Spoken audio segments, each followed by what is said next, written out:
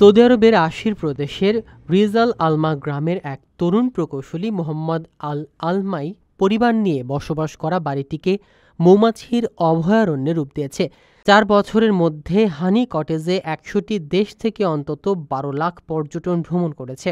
স্থানীয় এই কেন্দ্রটি দেশি বিদেশি দর্শনার্থীদের আকর্ষণ করেছে, নির্ভেজাল মধু ও মৌমাছির গুঞ্জন উপভোগের সুযোগও দিয়েছে। উষ্ণ মৌসুমে প্রতিদিন 3 থেকে 4 হাজার দর্শনার্থী আসেন এখানে।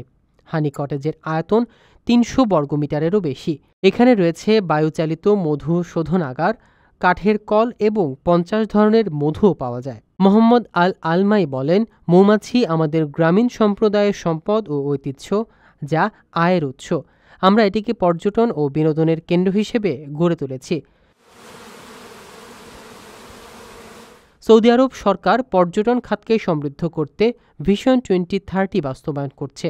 2030 সালের মধ্যে আশির প্রদেশে দর্শনার্থীর সংখ্যা 3 গুণ বাড়িয়ে প্রায় 80 লাখে উন্নীত করার লক্ষ্য রয়েছে। দেশটির পর্যটন মন্ত্রণালয় জানিয়েছে, 2024 সালের 11,60,00,000 ভ্রমণ পিপাসুকে স্বাগত জানানো হয়েছে, যা আগের বছরের তুলনায় 6% বেশি। লক্ষাধিক টাকা বেতনে কর্মী নিচ্ছে জাপান। যেতে আগ্রহীরা যোগাযোগ করুন স্ক্রিনে দেয়া নাম্বারে।